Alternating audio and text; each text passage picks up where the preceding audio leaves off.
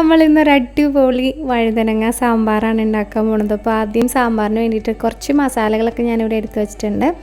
ഒരു 1.5 table spoon അളവിൽ മുഴുവൻ മല്ലി, 1 ടേബിൾ സ്പൂൺ അളവിൽ ഉഴുന്നുപരിപ്പ്, 1 ടേബിൾ സ്പൂൺ അളവിൽ കടലപ്പരിപ്പ്, അതുപോലെ ഒരു 1/4 ടീസ്പൂൺ അളവിൽ ചെറിയ ജീരകം, നല്ല ജീരകമാണ്.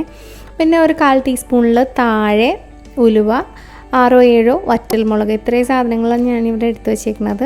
അതൊന്ന് നമുക്കൊന്ന് ഫ്രൈ ആക്കി എടുക്കണം. അതിന് വേണ്ടിയിട്ടൊന്ന് റോസ്റ്റ് ചെയ്തെടുക്കാനാണ്. അപ്പോൾ വളരെ കുറച്ച് ഒരു 1.5 ടീസ്പൂൺ അളവിൽ വെളിച്ചെണ്ണ ഒഴിച്ചിട്ട് അതിലേക്കിട്ട് നന്നായിട്ടൊന്ന് റോസ്റ്റ് ചെയ്തെടുക്കുകയാണ്. ഒരുപാടൊന്നും മൂത്ത് പോകണ്ട, ചെറുതായിട്ടൊന്ന് കളറ് മാറി ഒരു നല്ലൊരു മണം വരുമ്പോഴത്തേക്കും നമുക്ക് ഗ്യാസ് ഓഫ് ചെയ്യാം കേട്ടോ. ഗ്യാസ് ഓഫ് ചെയ്ത് കഴിഞ്ഞിട്ട് നന്നായിട്ട് ഈ ഒരു അളവിൽ വരെ നന്നായിട്ടൊന്ന് ഫ്രൈ ആക്കിയാൽ മതിയാവും. അന്ന് കഴിഞ്ഞിട്ട് ഗ്യാസ് ഓഫ് ചെയ്ത് നന്നായിട്ട് തണുത്ത് കഴിയുമ്പോൾ മിക്സിയുടെ ചെറിയ ജാറിലേക്ക് ഇട്ടിട്ട് നന്നായിട്ടൊന്ന് ഫൈൻ പൗഡറായിട്ടൊന്ന് പൊടിച്ചിട്ട് വരാം. അപ്പോൾ ഞാൻ ഈ ഒരു രീതിയിൽ പൊടിച്ച് വെച്ചിട്ടുണ്ട്. ഇനി നമുക്കിതോടെ ഇരിക്കട്ടെ, ബാക്കിയുള്ള ഇൻഗ്രീഡിയൻസ് ഒക്കെ റെഡിയാക്കി എടുക്കാം. ആ ഒരു സമയം കൊണ്ട് വഴുതനങ്ങയൊക്കെ നന്നായിട്ട് കട്ട് ചെയ്ത് വെച്ചിട്ടുണ്ട്. അതുപോലെ തക്കാളി, പിന്നെ ഒരു 1/4 കപ്പ് അളവിൽ ചെറിയുള്ളിയാണ്, പിന്നെ 3 പച്ചമുളക്, കുറച്ച് കറിവേപ്പില.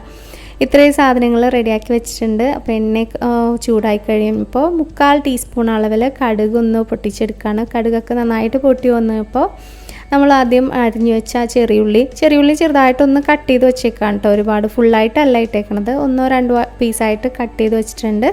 അതിൻ്റെ കൂടെ തന്നെ അരിഞ്ഞ പച്ചമുളകും അതുപോലെ തന്നെ കറിവേപ്പില ഇട്ടിട്ട് ആ ഉള്ളിയുടെ ആ ഒരു കളറൊക്കെ ഒന്ന് മാറി അതിൻ്റെ ആ ഒരു ആ ഒരു കളറൊക്കെ നല്ല കണ്ണാടി പരുവത്തിലാവുന്നവരെ നന്നായിട്ടൊന്ന് വഴറ്റുക. ആ ഒരു സമയം കഴിയുമ്പോൾ നമുക്ക് ഈ വഴുതനങ്ങയും അതുപോലെ തന്നെ തക്കാളി കട്ട് ചെയ്ത് വെച്ചതും കൂടെ ചേർത്ത് കൊടുക്കാം. വഴുതനങ്ങയും തക്കാളിയും നമ്മൾ ആദ്യം ഇടാഞ്ഞാൽ വേറെ ഒന്നുമല്ല, നന്നായിട്ട് അങ്ങോട്ട് വഴണ്ടിട്ട് പോകും. അപ്പോൾ നമ്മുടെ കറിയൊക്കെ റെഡിയായി വരുമ്പോൾ വഴുതനങ്ങേനെയും തക്കാളീനെയും ഒന്നും അതിൽ കാണില്ല. അതുകൊണ്ടിട്ടാണ് ഞാൻ ഈ ഒരു ഉള്ളി നന്നായിട്ട് വെന്ത് കഴിഞ്ഞിട്ട് അതിലേക്ക് ചേർത്ത് കൊടുത്തത്.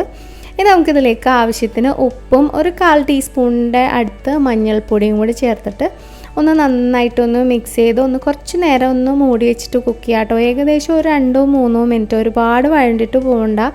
ഒരുപാട് വഴണ്ടിട്ട് പോയാൽ ഞാൻ നേരത്തെ പറഞ്ഞ പോലെ നമ്മളുടെ കറിയിൽ വഴുതനങ്ങയൊക്കെ നന്നായിട്ടൊന്ന് കലങ്ങിപ്പോകും. ഈ ഒരു പരുവം വരെ നന്നായിട്ടൊന്ന് വഴറ്റിയെടുത്തേക്കാം. അത് കഴിഞ്ഞിട്ട് നമ്മൾ നേരത്തെ റെഡിയാക്കി വെച്ച ആ മസാലക്കൂട്ട് പൊടിച്ചൊക്കെ വെച്ചിട്ടുള്ള ആ മസാലക്കൂട്ടിൽ നിന്ന് ഞാനൊരു 2.5 ടേബിൾ സ്പൂൺ അളവിൽ ഇട്ട് കൊടുത്തിട്ടുണ്ട്. നിങ്ങൾക്ക് വേണമെന്നുണ്ടെങ്കിൽ നിങ്ങൾ എടുക്കണ ആ ഒരു പാകത്തിനനുസരിച്ച് ആ ഒരു പൊടി മുഴുവനായിട്ട് ഇടാം. നമ്മളിപ്പോൾ പൊടിച്ചൊക്കെ വന്നപ്പോൾ ഏകദേശം ഒരു 4 ടേബിൾ സ്പൂൺ അടുക്കൊക്കെ ഉണ്ടായിരുന്നു കേട്ടോ. അപ്പോൾ ഈ പൊടികളൊക്കെ ഇട്ട് നന്നായിട്ട് മിക്സ് ചെയ്തിട്ട് നമ്മൾ ഇനി ഇതിലേക്ക് കുറച്ച് പുളിക്ക് ആവശ്യമായിട്ട് വാളംപുളി വെള്ളത്തിലിട്ട് കുതിർത്ത് വെച്ചിട്ടുണ്ടായിരുന്നു. അതും കൂടി പിഴിഞ്ഞ് നമുക്ക് പുളി എത്രയാണോ പുളി ആവശ്യമുള്ളത് അത്രയും ഒഴിച്ചു കൊടുക്കുക. പോരാത്തത് നമ്മൾ വെള്ളവും കൂടി ചേർത്തിട്ട് ആ ഒരു ഗ്രേവി നല്ല ഇതാക്കി എടുക്കുക. നമ്മൾ കുറച്ച് നേരം കഴിയുമ്പോൾ ഇത് നന്നായിട്ട് തിളച്ച് കഴിയുമ്പോൾ ഗ്രേവിയൊക്കെ അത്യാവശ്യം നല്ലോണം തന്നെ തിക്കായിക്കൊള്ളൂ കേട്ടോ. അത് കാരണം കുറച്ച് വെള്ളം ഒഴിച്ചാലും കുഴപ്പമൊന്നുമില്ല.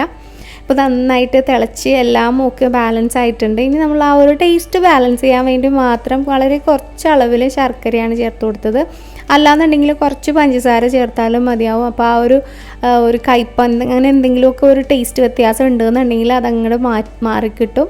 അത് കഴിഞ്ഞ് 1 മിനിറ്റൊക്കെ ഒന്ന് തിളച്ചൊന്ന് നന്നായിട്ട് എണ്ണയൊക്കെ തെളിഞ്ഞ് കഴിയുമ്പോൾ നമുക്ക് ഗ്യാസ് ഓഫ് ചെയ്യാം. ചൂടോടുകൂടി തന്നെ സെർവ് ചെയ്യാം. നല്ല അടിപൊളി ടേസ്റ്റാണ് ഈ വഴുതനങ്ങ സാമ്പാറിന്.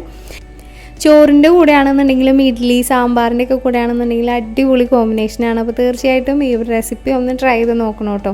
പിന്നെ നമ്മളിതിലേക്ക് കുറച്ച് മല്ലിയിലയും കൂടി ഇട്ടിട്ട് ഒന്ന് ഗാർണിഷ് ചെയ്തിട്ടുണ്ട്. അപ്പോൾ ഇത്രയേ ഉള്ളൂ, വളരെ ഈസിയാണ് ചെയ്തെടുക്കാൻ വേണ്ടിയിട്ട്. അപ്പോൾ ട്രൈ ചെയ്ത് നോക്കിയിട്ട് ഫീഡ്ബാക്ക് പറയുക. അതുപോലെ തന്നെ ഇഷ്ടപ്പെട്ട് കഴിഞ്ഞാൽ വീഡിയോ ഒന്ന് ലൈക്ക് ചെയ്യുക. അതുപോലെ തന്നെ നിങ്ങളുടെ ഫ്രണ്ട്സിനും ഫാമിലി മെമ്പേഴ്സിനും ഒക്കെ ഒന്ന് ഷെയർ ചെയ്ത് കൊടുക്കുക. ആദ്യമായിട്ട് കാണുന്നവരാണെന്നുണ്ടെങ്കിൽ നമ്മളുടെ ഈ പേജ് ലൈക്ക് ചെയ്തിട്ടൊന്ന് ഫോളോ ചെയ്തേക്കാം. മറ്റൊരു വീഡിയോ ആയിട്ട് ഇനിയും കാണുന്നവരെ stay safe, take care, by.